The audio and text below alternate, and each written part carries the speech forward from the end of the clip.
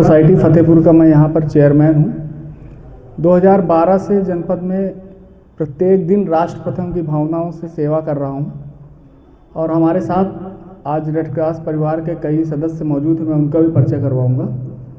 हमारे साथ आदरणीय श्री सुरेश श्रीवास्तव जी हैं जो रेड क्रॉस सोसाइटी एनजीओ प्रकोष्ठ के संयोजक हैं। आपके बगल में आदरणीय श्री राम प्रकाश मौर्य जी हैं जो रेड क्रॉस सोसाइटी एनजीओ प्रकोष्ठ के सह संयोजक हैं। जो हम लोगों का छाया चित्र ले रहे हैं पीछे, चैतन्य कुमार जी, वो रेड क्रॉस सोसाइटी दिव्यांग प्रकोष्ठ के संयोजक हैं। रेड क्रॉस सोसाइटी बहुत जितने भी सामाजिक कार्यों के बारे में आप सोच सकते हैं, जितने भी सेवा कार्यों के बारे में सोच सकते हैं, वो सभी कार्य करती है। अंतर्राष्ट्रीय स्तर की संस्था है। आज हम आपके बीच जिस विषय को लेकर आए हैं, ये सीपीआर के बारे में आप लोगों ने सुना है। सीपीआर किन परिस्थितियों में दिया जाता है? अचानक से हार्ट किसी का काम करना बंद कर दे और वो हॉस्पिटल पहुंचने से पहले यदि उसे सीपीआर दे दिया जाए तो उसकी जान बच सकती है। अभी आपके जनपद में 9 दिन पहले एक विद्यालय का बच्चा था अमोघ, उसके हार्ट ने अचानक से काम करना बंद किया, लेकिन उस विद्यालय में किसी को भी सीपीआर देना नहीं आता था। हॉस्पिटल पहुंचते पहुंचते उसकी डेथ हो गई। अब आप सोच रहे होंगे कि हम लोग क्यों सीखे, अभी हम डॉक्टर तो बने नहीं हैं, हम कैसे जानेंगे कि किसी के हार्ट ने काम करना बंद कर दिया, हमें सीपीआर देना, वो सब हम बताएंगे। करीब 1 महीने पहले मेरे अंदर ये भाव क्यों आया कि हम आप सभी लोगों को सीपीआर की ट्रेनिंग दे रहे हैं। मैं प्रत्येक दिन 2 विद्यालयों में, ऑफिसेज में लगातार हम रोज सीपीआर प्रशिक्षण दे रहे हैं। आज आपका ये विद्यालय 22वां है। 1 महीने पहले मैंने, हमारी मदर एडमिट थी कानपुर में रिजेंसी हॉस्पिटल में, तो मैं सोशल मीडिया में फेसबुक देख रहा था, तो उसमें देखा हमने अचानक से एक जगह पर एक बच्ची 7 साल की, 7 ईयर की बहन, उसने प्लेन में एक 68 ईयर के बहुत अच्छे व्यवसायी, मतलब बहुत धनाढ्य वो व्यवसायी थे, उनका सीपीआर देकर जान बचाई। उनके हार्ट ने अचानक से काम करना बंद कर दिया था। आप सोचिए उस प्लेन में एक से एक शिक्षित लोग यात्रा कर रहे थे। कोई अच्छे वकील रहे होंगे, कोई अच्छे टीचर्स रहे होंगे, तमाम सारे लोग अलग अलग प्रोफेशंस के लोग यात्रा कर रहे थे, लेकिन किसी को भी नहीं आता था। लेकिन उस बच्ची को सीपीआर आता था और उसने आज जैसे मैं सिखाऊंगा उसको भी उसके विद्यालय में किसी डॉक्टर नहीं सिखाया। उस दिन मैंने, उस रात को मैंने निश्चय किया कि जब मैं जब भी फतेहपुर जाऊंगा तो अपने जनपद में तो मैं जरूर कोशिश करूंगा कि अधिक से अधिक लोगों को सीपीआर सिखा दूंगा। सबसे पहली चीज कि हमें ये कैसे जानेंगे कि हमें इस व्यक्ति को सीपीआर देना है। आज जो ये पिलो है, ये समझेंगे हम कि एक व्यक्ति हैं जिनके हार्ट ने काम करना बंद किया है और इन्हें सीपीआर देना है। लेकिन आप कैसे जानेंगे कि इसे हमें सीपीआर देना है? अगर हम लोग हैं मौके पर तब तो हम लोग नब्ज देख लेते हैं, यहाँ से पल्स देख लेते हैं, कई प्रोसेस होते हैं, उससे हम लोग जान जाते हैं। लेकिन आप कैसे जानेंगे कि आपके इनको सीपीआर की आवश्यकता है? पहला काम, जैसे सपोज करिए आप अपने विद्यालय से निकले या कहीं भी जा रहे हैं, आपने देखा रास्ते में कोई व्यक्ति ये पड़े हुए हैं।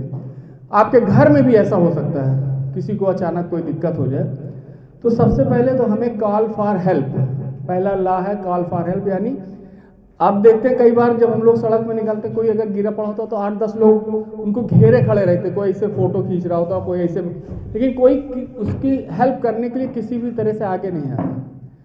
लेकिन हम आप लोगों को अच्छी शिक्षा आप इस विद्यालय से ग्रहण कर रहे हैं, एक अच्छा नागरिक भी बनना है। एक जेल अधीक्षक थे यहाँ पर, अकरम खान जी, वो हमेशा इस बात को कहते थे कि सोशल सर्विस यानी समाज सेवा के लिए ये आवश्यक नहीं कि जब आपकी जेब में पैसे हो तभी हम सेवा कर सकते हैं। अगर आप विद्यालय में हैं यहाँ पर और कहीं पर किसी ने केले के छिलका खाकर फेंक दिया है, ऐसे ही आपने उसको हटा दिया इस भाव से कि हमारा कोई फ्रेंड, हमारी कोई बहन उसमें पैर पड़ने से गिर न जाए, और रास्ते आपने हटा दिया उसे, तो ये भी एक प्रकार की सोशल सर्विस है। तो अच्छे इंसान जरूर बनिए। आप कल को डॉक्टर बनेंगे, कोई आईएएस बनेगा, कोई पीसीएस बनेगा, लेकिन ह्यूमैनिटी कभी नहीं छोड़िएगा। ये इनको हम जब पहले कॉल फॉर हेल्प हमने उन्हीं जो जितने लोग देख रहे होंगे उन्हीं में से कहेंगे, तो 2-3 लोगों के अंदर ह्यूमैनिटी जागेगी, मानवता जागेगी, वो आपके पास हेल्प कराने के लिए आएंगे। उनकी मदद से, जैसे बीच में कहीं ऐसे पड़े हुए थे, मान लीजिए बीचों बीच आप अपने विद्यालय से लीजिए, मैदान में कहीं पड़े हुए, तो इनको हम सबसे पहले किनारे, उस बीचों बीच जगह से एक किनारे जगह पर सेफ लाएंगे। इसके बाद उन्हीं दो लोगों से ये भी कहेंगे कि एम्बुलेंस को भी कॉल कर दीजिए, ताकि जब तक हम इनको CPR देंगे तो फिर आगे के मेडिकल ट्रीटमेंट के लिए उन्हें हॉस्पिटल भेजना पड़ेगा। वो जो प्लेन में जिस बच्ची ने दिया था, तो उन्होंने भी फिर इमरजेंसी लैंडिंग हुई नेक्स्ट उसमें, और फिर तुरंत उन्हें हॉस्पिटल भेजा गया। इनको किनारे किया, एम्बुलेंस को कॉल करने के लिए उन लोगों से कह दिया, एम्बुलेंस आएगी। अब हम देखेंगे कि हमारे पास अगर पानी है या कहीं से व्यवस्था कर लेंगे आसपास, तो उनके ऊपर पहले पानी की कुछ छींटें उनके चेहरे पर डालेंगे, उनको जगाने की कोशिश करेंगे, भाई साहब उठिए, खूब हिलाएंगे। अगर कोई रिस्पांस नहीं आता, नाक के पास फिंगर ले जाके देख सकते हैं आप कि सांस आ रही कि नहीं आ रही। अगर नहीं आ रही तो इसका मतलब इनके हार्ट ने अचानक से काम करना बंद कर दिया है। अब इन्हें CPR की आवश्यकता है। CPR की जो हमारी पोजीशन होगी, हमें कैसे बैठना है, इमेज में तो चूंकि आपको दिखाने के लिए हम लोगों ने ऊंचे रखा है, लेकिन वो व्यक्ति तो नीचे ही होंगे। हमारे अगर घर में किसी को होता तो हम लोग बेड में कर सकते हैं, लेकिन किसी भी जगह पर अगर हमें कोई व्यक्ति ऐसे मिलते हैं तो वो नीचे होंगे। तो हमारी जो बैठने की पोजीशन होगी, हम लोग ऐसे बैठेंगे, दोनों गांठों से ऐसे टेक लेकर, और ये हमारे आगे होंगे ऐसे, चिन बिल्कुल सीधे यहाँ पर नीचे आएंगे। स्टर्नम जो बोन है, इस बोन पे हमें प्रेशर देना है। प्रेशर का नियम है 2 हार्डर 2 फास्टर एंड 2 कंटिन्यू, यानी जो प्रेशर है, दबाव हो, वो इतना तेज होगा, उसको लगातार देना होगा और जल्दी जल्दी देना होगा। जो प्रेशर का दबाव है इतना तेज हमें देना होगा कि जो स्टर्नम बोन है ये 3 सेंटीमीटर तक अंदर दबे, 2.5 से 3 सेंटीमीटर। चूँकि हार्ट हमारे इस रिब केज में बहुत सुरक्षित है, तो जब इतना प्रेशर देंगे तभी जो हार्ट हमारा सो गया है तो वो जगेगा। यानी आपको एक तरीके से ये समझिए कि यहाँ पर प्रेशर देकर हार्ट को जगाना है। उसकी जो पोजीशन होगी कैसी होगी, दाहिना हाथ को हम, ये जो बायां हाथ है इससे ऐसे लॉक कर देंगे। सब लोग आप बैठे बैठे करें, दाहिने हाथ को बाएं हाथ से ऐसे लॉक करेंगे। लॉक करने के बाद जो हमारा जगह होगी प्रेशर, ये यहाँ पर हमें देना है। कैसे देंगे, साइड से ही बैठ के, या अगर नीचे हैं तो जो राइट हैंड है इसके इस भाग से प्रेशर देना है और लेफ्ट से इसको ऐसे लॉक करेंगे। और जो हमारे दोनों शोल्डर है वो 90 डिग्री पे होंगे, बिल्कुल स्ट्रेट। वो जरा भी मतलब उसमें ऐसे झुक के इस तरह नहीं करना, बिल्कुल स्ट्रेट। और 1 से लेकर 30 तक की गिनती गिनना है, बहुत फास्ट। और ये जो 30 बार प्रेशर दिया जाएगा वो 1 वर्ष से लेकर किसी भी उम्र के व्यक्ति को, 1 वर्ष से कम उम्र के बच्चे को कितना देना वो अभी हम बाद में बताएंगे, लेकिन 1 वर्ष से ऊपर किसी भी उम्र का अगर व्यक्ति है तो उसको 30 बार प्रेशर देना है। और 30 बार प्रेशर देने के बाद फिर 2 बार सांस भी देना है। अब प्रेशर देंगे कैसे, देखिए गिनेंगे स्ट्रेट बिल्कुल, 1 2 3 4 5 6 7 8 9 10 11 12 टिल 30 स्ट्रेट। ये हमारे कहीं देखिए मुड़े थे, कहीं नहीं मुड़े, बिल्कुल स्ट्रेट रहेंगे। 30 बार प्रेशर देने के बाद फिर 2 बार सांस देना है। अगर हमारे घर के व्यक्ति हैं जिन्हें हम directly mouth to mouth breath दे सकते हैं तो उन्हें हम डायरेक्ट दे दें। अगर कोई अनजान व्यक्ति जिसे हम डायरेक्ट माउथ टू माउथ सांस नहीं देना चाहते तो उसका प्रोसेस है कि दोनों हाथों को आपस में ऐसे जोड़ेंगे, देखिए होल बन रहा है ना, इस होल से फिर हम सांस देंगे तेज से 2 बार। फिर इसके बाद 30 बार प्रेशर, फिर 2 बार सांस, फिर 30 बार प्रेशर, फिर 2 बार सांस, फिर 30 बार प्रेशर, फिर 2 बार सांस। यानी 1 मिनट के अंदर 120 बार प्रेशर और 8 बार सांस देना होगा। कितनी बार, 120 बार प्रेशर और 8 बार सांस। लेकिन क्रम होगा 30-2 30-2 30-2, मतलब 30 बार प्रेशर, 2 बार सांस, फिर 30 बार प्रेशर, फिर 2 बार सांस। ये प्रक्रिया 1 मिनट के अंदर कंप्लीट करनी, इसलिए तभी जल्दी जल्दी गिनना होगा। और जब ये हो जाएगा तो कई बार 1 मिनट में भी हार्ट वापस जग जाता है, काम करना शुरू कर देता है।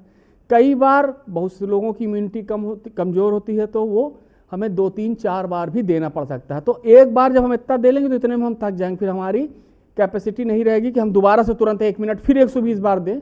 तो जिन लोगों को हमने हेल्प के लिए बुलाया था फिर हमें उनसे करवाएंगे कि आप करिए, ऐसे करिए, दबाव तेज करना है, वो उनसे कराएंगे। तो 2 से 3 मिनट में जब ये आप करेंगे तब तक आपकी एम्बुलेंस भी आ जाएगी और वो उनका जब जग जाएंगे तो उन्हें हॉस्पिटल में मेडिकल ट्रीटमेंट के लिए भेजा जाएगा। लेकिन यदि 1 साल का बच्चा है या 1 साल से कम उम्र का बच्चा है, उसको अगर ऐसा अचानक से हार्ट ने काम करना बंद कर दिया तो प्रेशर के स्थान वही स्टर्नम बोन, लेकिन प्रेशर की संख्या सिर्फ 15 बार, और उसको भी 3 उंगलियां, तीनों उंगलियों से और ये अंगूठे से इसको छोटी उंगलियों को ऐसे प्रेस करके, इससे हम सीधे सीधे, चूंकि बच्चे का जो रिब केज होता है सॉफ्ट होता है, आसानी से हम ऐसे सीधे दाबें और गिनना है 15 बार।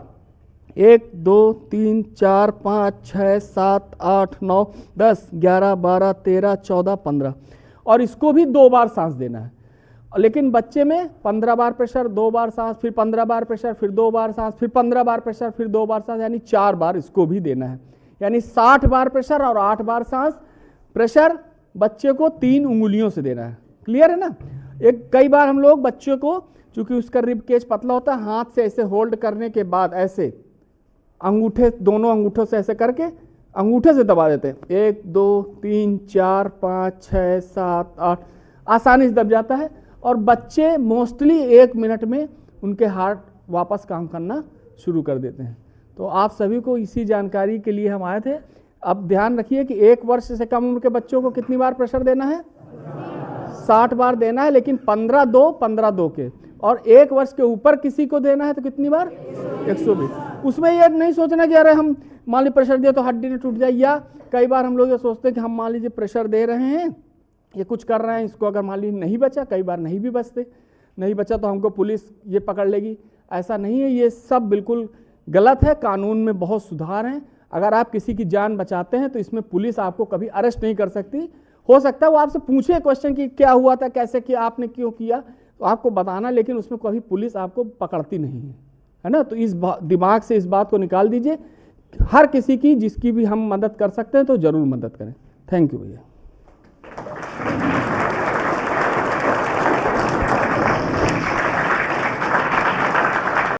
भैया जी ना पूरे प्रदेश में अपना एक अलग अभी विश्व लेवल का काम करने का प्रयास कर रहे हैं। भैया जो प्रयास किए हैं जनपद में ही नहीं, भैया का नाम आने वाले समय में विश्व में होगा कि ऐसे समाज सेवी हमारे जनपद से निकल कर जाएंगे, विश्व में, इंडिया के साथ साथ विश्व में आएंगे कि जो समाज में निस्वार्थ भाव से काम करने के लिए हमारे अनुराग भैया काम कर रहे हैं। वो हमको लगता है आने वाले समय में ऐसा इनका नाम होगा कि विश्व में नाम जाना जाएगा।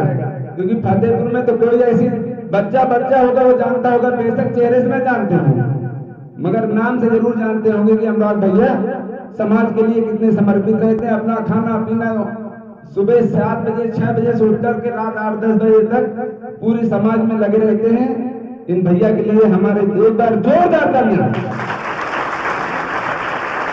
उनके साथ चेतन भैया हैं, वो भी पूरी तरीके से समर्पित है। शायद दूसरे नंबर में हमारे चेतन भैया आएंगे, इनके लिए ये भी एक बार जोरदार तालियां।